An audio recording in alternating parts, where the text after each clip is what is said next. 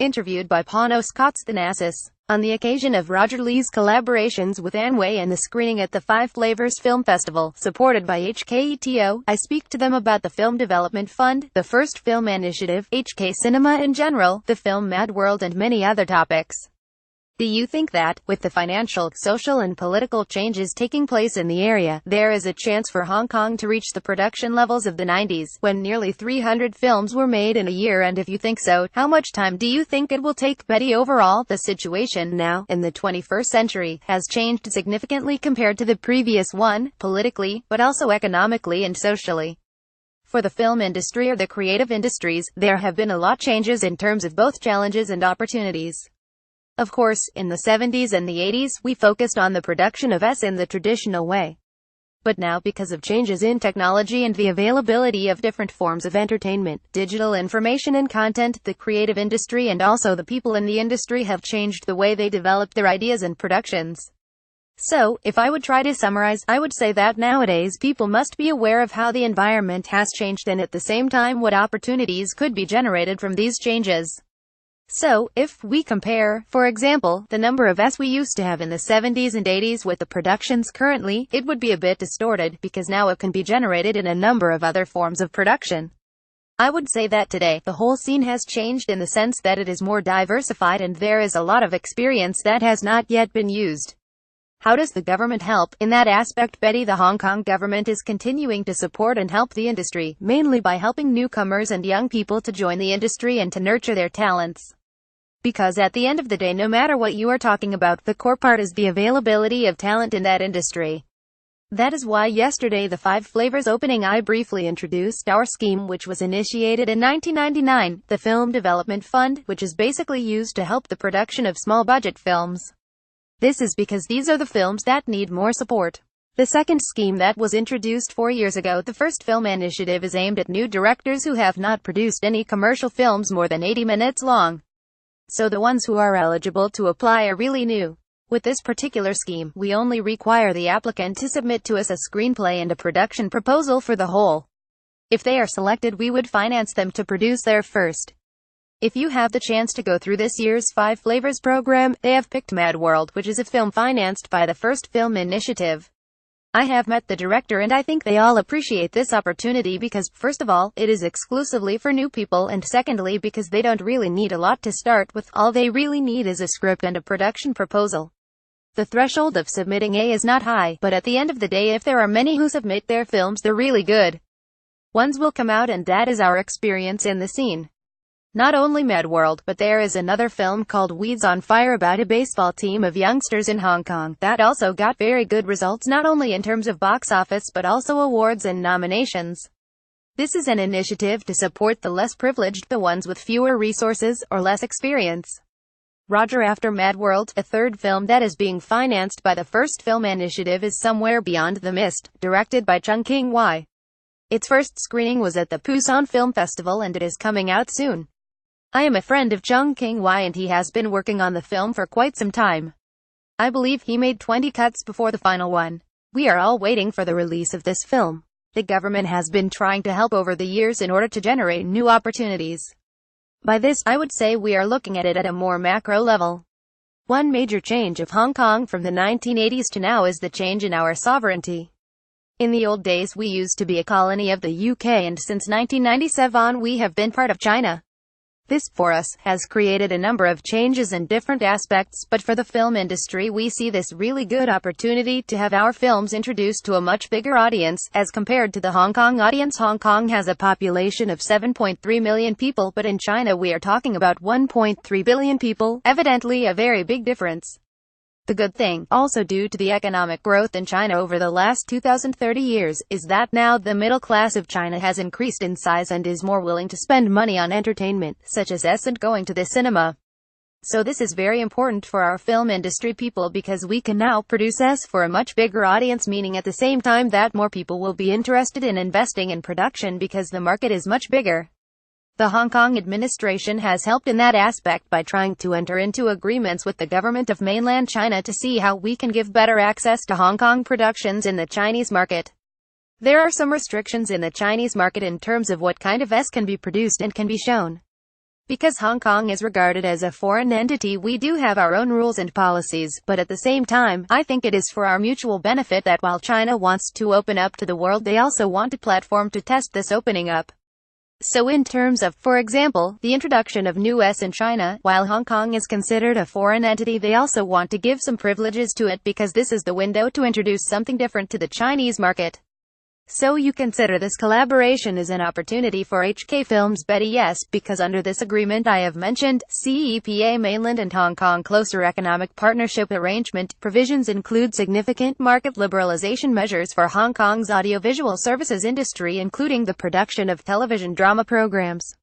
This is a very special arrangement between HK and China that allows our service professionals or industries, and of course, the industry is a very important one, to have much better access to the Chinese market. We have fewer limitations, and we can co-produce our work with mainland producers. So, after these arrangements have been made, what we have seen in the market is that there is an increasing number of co-productions between Hong Kong and China, and Roger should be in a much better position to tell you many more examples. Furthermore, because of these co-productions opportunities, there are a lot more mainland Chinese investors coming to invest. That is why these days we see many more big-budget films, because the market is bigger, so investment interest is also greater, and this is actually a cycle because many more people will go and these films because they are big budget and because their quality is guaranteed. So, we actually joke about how many actors we used on Hong Kong TV are actually working in China now because of these new opportunities and many co-productions with the mainland. In addition, the films are not just shared between Hong Kong and China. These, due to their quality, budget, and box office results, can be released globally, or at least in more Asian countries, in Taiwan for example. From the government's point of view, the way to cope with the changes of the last 20 years is to firstly, help people to continue nurturing the talents through schemes. Secondly, since we need more opportunities regarding the market, so the government's job institutionally is to open even more markets. In the end, the general trend is positive because the people in the creative industry stay very versatile and adapt easily to changes, as there are always new opportunities. So the market is growing, the industry is growing, and we are not talking about a small market in Hong Kong but a bigger market covering the whole Hong Kong-China area. How do you feel about Mad World being the official HK entry for an Academy Award for Best Foreign Language Film? Do you feel it has a good chance of being shortlisted? Roger: No, a very slim chance actually. The whole thing about the Academy Awards is that they are very political. Unless there is a distributor from the US to promote and you spend a lot of money to promote there is very little chance for the film to be shortlisted. Even for A Simple Life and Summer Snow, both films provided by Roger Lee and directed by Ann Hui, which were both selected from Hong Kong. For the latter, Miramax was distributing at the time, but it did not make the shortlist. For A Simple Life, we did not have a US distributor, and with no major Hollywood studio to promote the film, there was no chance at all. For example, Farewell My Concubine, which was nominated at the end, was distributed by Miramax, which was the last success Hong Kong had in the Academy Awards. Roger: The only success was Ruby Yang's The Blood of Yingzhou District, which actually won the Oscar for documentary short in 2007. The story behind it is that the American network PBS helped with the promotion. So to answer again your question about Mad World, we have a very slim chance, but we are hoping for a miracle.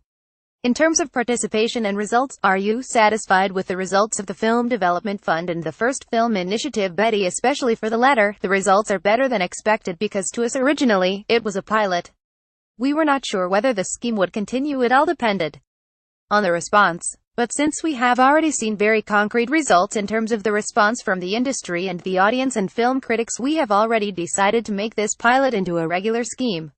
So, in the government, obviously we are very satisfied with the results, and that is why we have decided to continue with this approach.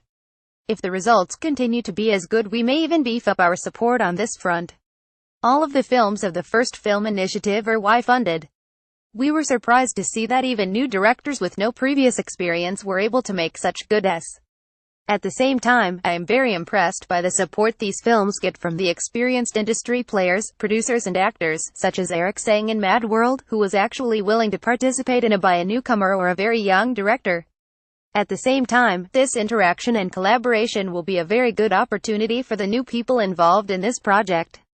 That is why I say that the results are not just how many tickets we have sold. Even more important is how young talent can be benefited by these projects. We are all very satisfied and encouraged to see that there is such good talent in the field, but also that the industry is so supportive. Roger, the fund has another benefit that since the production costs are covered, filmmakers can take chances on their topics. Weeds of Fire is about a baseball team, and Mad World is about the mentally challenged. Mad World was actually a hot topic in Hong Kong. It featured on the front of newspapers for a few days, and the theme of the film became a social concern for the Hong Kong people as it brought attention to the underprivileged. I think that was very important to make about that subject. No company would dare to make a film about social problems otherwise. So, I was surprised that the box office results were great and actually increased each week.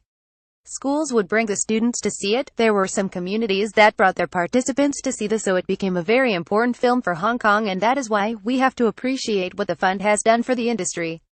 Betty, the film dealt with a real-life story about people whose lives are not appreciated by the main community, not just in Hong Kong, but also in the whole world. However, I am more impressed by the way the director tried to present the story. It looks simple, but it touched people.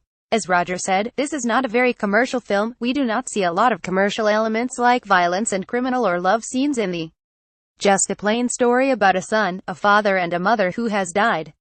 By telling the story so plainly but realistically, Wang Chun managed the audience, and that fact shows the quality of the young director and the actors' performances.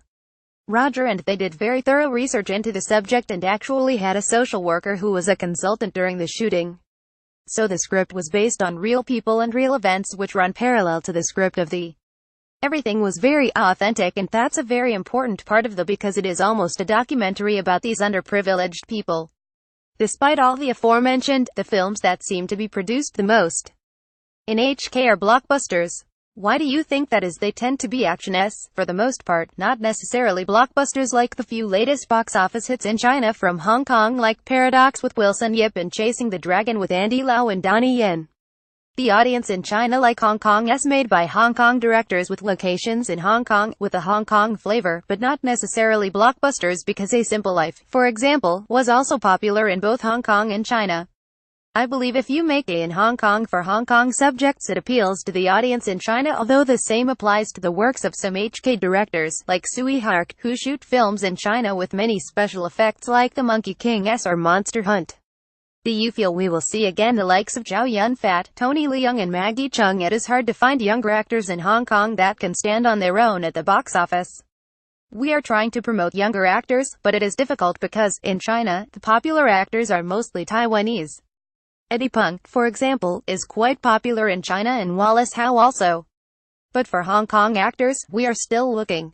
How about filmmakers? Is there anyone you feel that stands out? Chiang Pusoi, the director of Monkey King III, is quite good in Soi Chiang SPL2, and Derek Kwok, Journey to the West Conquering the Demons, are both very promising.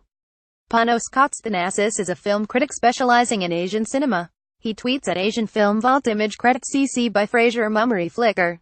Ms. Betty Su Ping Ho has held the post of director of the Hong Kong Economic and Trade Office in Berlin since the 1st of September 2014. Born and raised in Hong Kong, Ms. Ho attended the Chinese University of Hong Kong, from which she graduated with a bachelor's degree in 1991. After graduation, she joined the Labor Department of the Hong Kong government, where she served to promote employees' rights and employer-employee relations. In 1996, she received a law degree from the University of London and joined the Administrative Service of the Hong Kong government, which is a cadre of multi-skilled professional administrators who play a key role in the government of the Hong Kong Special Administrative Region. As a member of the Administrative Service, she was assigned to various policy bureaus and departments for wider exposure to major areas of government services, including the Home Affairs Department 1996, the Information Technology and Broadcasting Bureau 1998, the Housing, Planning and Lands Bureau 2000, the Hong Kong Economic and Trade Office in San Francisco 2004, the Labor and Welfare Bureau 2008, the Chief Executive's Office 2011, and the District Office of Yeo Sim Mong 2012, before she was assigned to her current post in the Hong Kong Economic and Trade Office in Berlin. During her service in these bureaus and departments, she was involved in policy formulation, resource allocation, implementation of major government programs, liaison with the media, and promotion of the interests of Hong Kong in other countries.